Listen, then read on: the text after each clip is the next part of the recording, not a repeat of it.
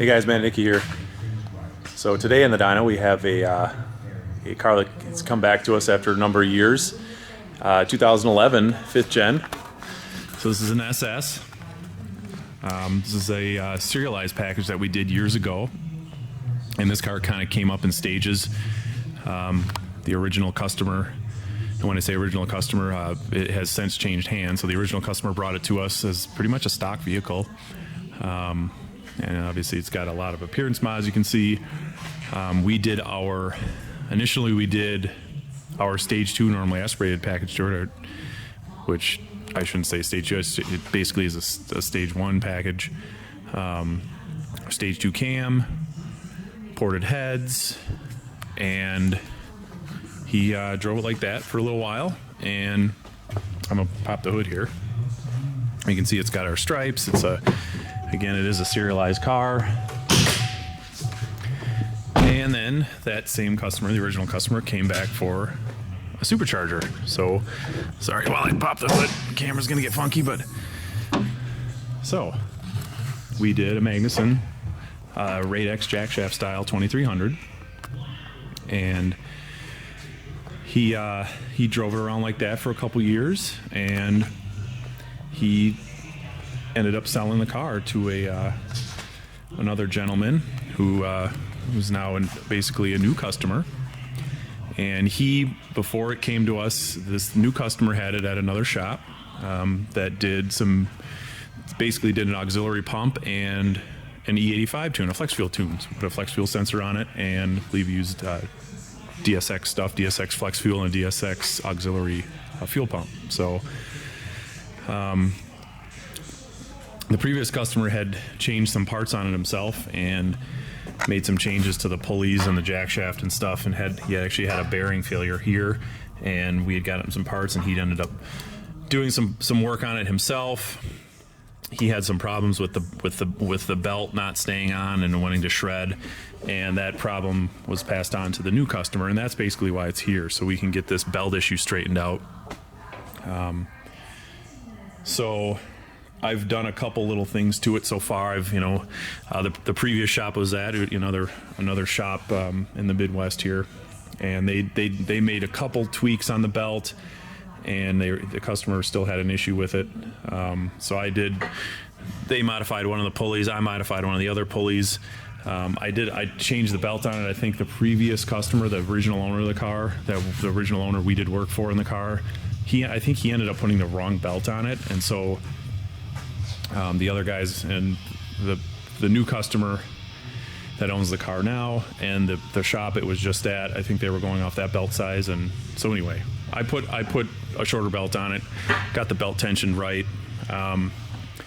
So we're gonna do some pulls on it, and just to make sure the belt's gonna stay on. And he was just kind of curious while it was here, kind of curious what it would make on our dyno, since it originally was done on our dyno. So he was just curious. So we were gonna throw it up there and see what kind of power it makes. So I'm just kind of doing a walk around here, so I can kind of go down the full mod list here. So I'll correct myself again. This is a stage 2. This was a stage 2 package. So this started out with cold air intake, ported heads, our stage 2 cam, American Racing 2-inch headers. This car is a straight pipe. There's no mufflers, no resonators, so it's a pretty loud deal, but it sounds pretty good at wide open throttle, I think. Obviously it's got that supercharger on it. So yeah, you can see it's got this ADM intake on it. It's got a Tracy Lewis catch can. Obviously everything else that comes along with when we did the camshaft, trunnions, push rod, springs. I'm just trying to think what else. We always do 160 degree thermostat, especially on a supercharger application. We always do a cooler running thermostat. So these cars are usually summer only cars, so they only get driven really when it's warm out. This car also has our billet valve covers on it, and you can kind of see we get our logo CNC'd into them. Our spark plug wires, And then there's a bunch of other little stuff like the people that originally worked on this car. Actually, I believe that this car was signed by some of the guys on the assembly line, and I might be wrong on that, but the guy originally had the car built. He was able to get a bunch of the guys to sign it at a car show or a Camaro Fest or something at some point. So that's where what all those signatures are. Is kind of cool. This also does have an 8-rib super tensioner setup on it.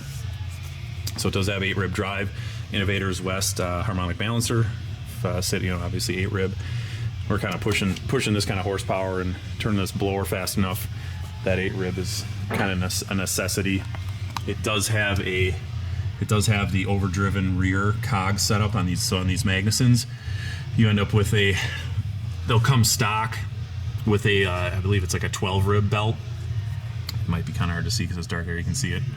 And there's an upgrade to a cog belt, which obviously doesn't slip then, and then you can go further where it's an overdriven, so that where this pulley is larger than this pulley, and you can see the pulleys look a little different. And so that's what this car has. I think that's pretty much it. Obviously, it's got a bunch of appearance stuff done. It's got our stripes on it. The new owner wanted those stripes put on it, so we sent him a set of those, and he had them put on. It's got Z28 style wheels. Some badges and stuff like that, badge upgrades, some tow hook, and so yeah, it's a pretty nice looking car. It's got the Heritage grille. Everybody that's been stopping in has been sitting here and they're like, wow, that's a pretty sharp looking car. So yeah, we'll I'll get it up on the dyno, get it strapped down. I'm gonna obviously do a couple little runs on it just to make sure everything's good, and I'll video 1 or 2 of them, and then we can take a look at the numbers, and we'll go from there.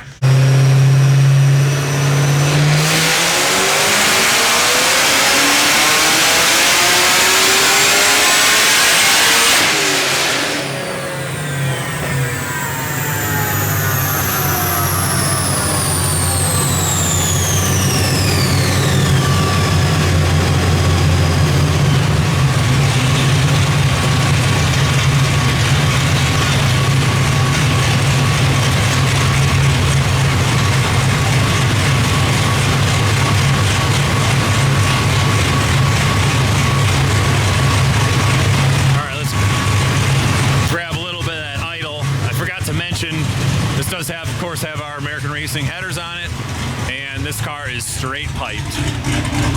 Before I walk back there, that means no mufflers, no resonators, no catalytic converters, just straight.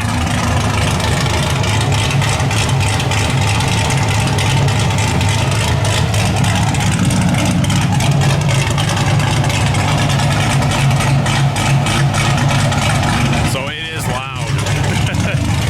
Gotta have the hearing protection on. So anyway, I'll shut this off.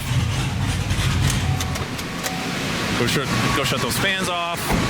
Just bear with me.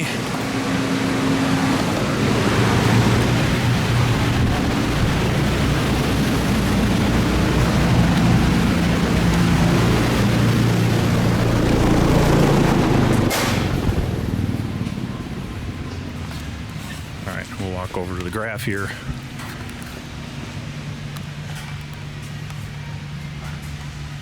.735, 680 torque. So, and maybe you guys that have watched a couple of my videos see these little drop off here. I don't have the dyno set up to cut off automatically, so a lot of the times I'm hitting the button to stop the pull while I'm lifting off the throttle, and there's a little bit of delay between when I push that button on the dyno control to stop the pull when I'm letting off the throttle. So when I'm actually just, I'm letting off and the power's just dropping to nothing, and then it's cutting the dyno off. So that's what goes on here, just in case somebody was wondering. But so yeah, that's a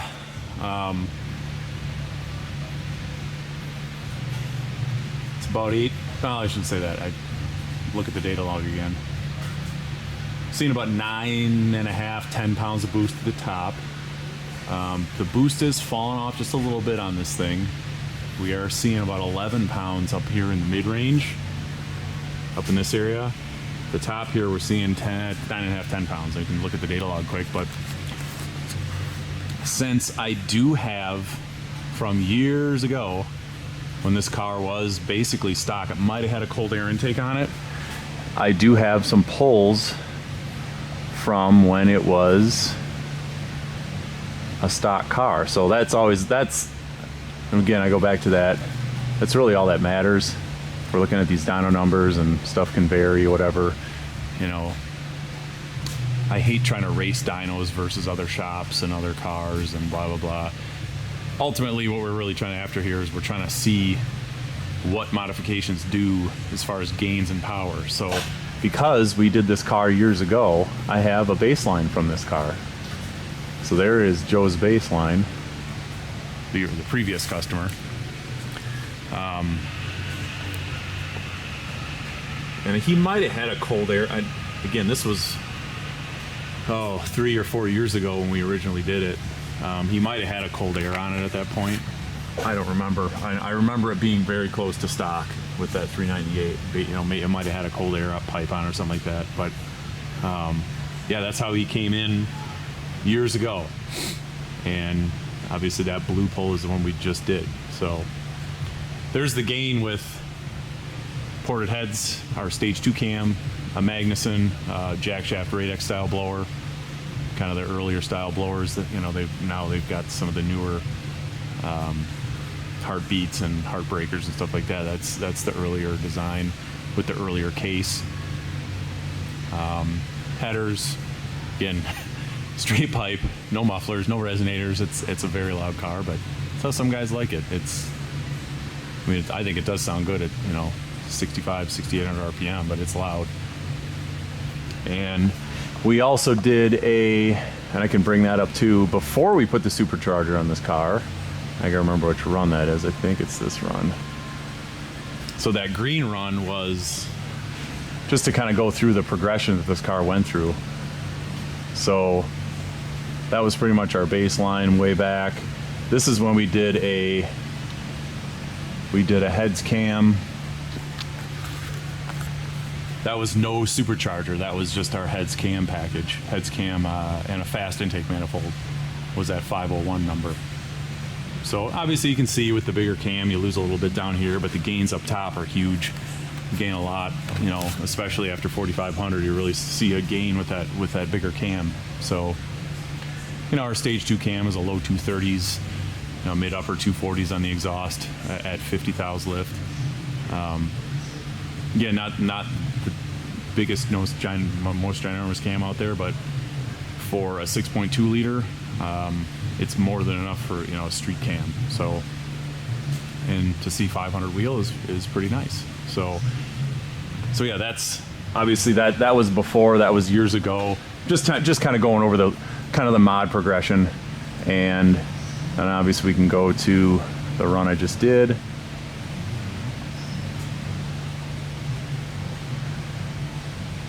Oh boy, where'd it go? There it is. And then he had that supercharger, and things totally changed again on, you know, with the 85. But basically the difference between that red and green run is supercharger and the 85. So that's a big jump. 234 horsepower through rear tire. So yeah. But going back to where we just were, just so you can take a look at that again.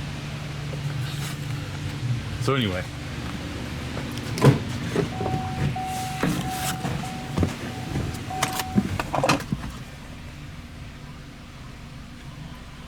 data log.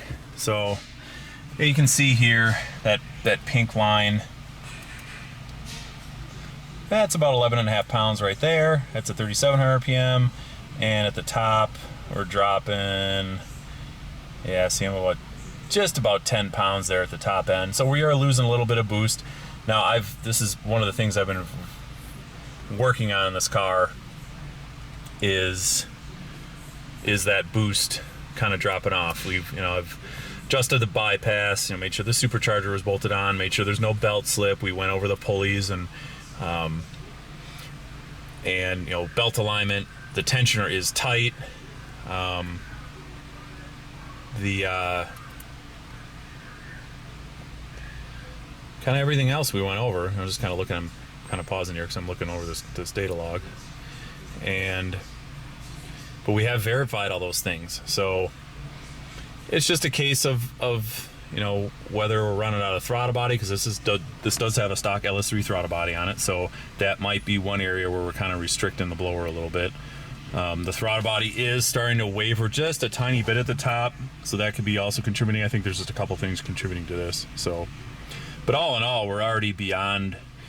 I know, again, guys are pushing LS3s to 800 plus wheel. We just don't feel comfortable going that high on these things on a stock engine. What I'm seeing here at 735 is really pushing the limits for something that I'd like, out on the street summer after summer after summer. And we don't build stuff at Nickey to last 2 months, 1 month. We want it to last year after year after year. I understand them when we modify cars, we put supercharger on stuff. There's going to be a life to it, but I want to see a car like this out on the street year after year after year, and somebody enjoying it without having issues with stuff. So we like keeping them kind of dialed back. We don't push them to 800. 750 is even a little bit too much for what I feel comfortable with, where some guy's gonna be able to rip on it, over and over and over again, and basically just have to worry about wearing the engine out, not about breaking a rod or bending a rod or busting the top of a piston off or chipping a piston or breaking a ring or something like that. So, and E85, there's a way wider tuning window, but still, the connecting rods in the LS3s and the Gen 4 motors, I know guys, yeah, sure, guys are making 1,000 plus horsepower in those motors, and that they will do that, but for how long? There's just a limit to how long that stuff will last at that kind of power level. So, and again, I don't have something leave here and then 2 months later, oh yeah, I blew that motor up because we were pushing it pretty hard. So now if a customer is requesting us to do that, saying I want this thing pushed, sure, I mean we'll push stuff, but that's at the customer's discretion. So most of the time though, we get customers in and they're like, just tune it so it lasts and tune it so it's safe. So that's what we do. So yeah, 23 degrees of timing. That's, like I said, it was at 24. I dialed back to 23, and it really didn't make that much. It didn't make any difference really on the top end. So I'm just going to leave it like this. There's really no reason. That's really, these pistons are fly cut. We do fly cut these pistons when we do the stage 2 cam. So that drops the compression a little bit. We have LSA head gaskets on this thing. We did that because we knew he was going boost. So the compression ratio is probably 10.4 to 10.5 versus the 10.7 a stock LS3 is. So that gives us a little bit of softens stuff up just a little bit. If we're at a full 10.7, sometimes shaved heads and stuff like that guys do, or LS3s can be 11 to 1. Then you're really only going to see 21, 22 degrees is where MBT is going to be on even on E85. So 23 degrees is that's it. I mean that's pushing it pretty much to the max. So yeah, fueling looks pretty good. 0.81, 0.80, 0.81, somewhere in there lambda. There's a couple spots where I drop a little below a little ways, but yeah, we're gonna pull it off the dyno here and go drive it around a little bit. It's a little chilly out today, so I'm not really going to be driving around a ton. This car does have drag radials on it too. It's got some Mickey Thompson drag radials on it, so I think it's supposed to warm up later in the week. Maybe I'll wait to road test it till then. It's kind of pointless road testing these cars when it's 45 degrees out, and I want to be able to get on it a little bit just to make sure everything feels good and is good to go. So yeah, that's it for that car. Keep checking back on my channel, and if you like what you see, you can obviously subscribe to the channel. And I'll keep coming at you guys with more dyno videos. Until then, we'll talk to you guys later.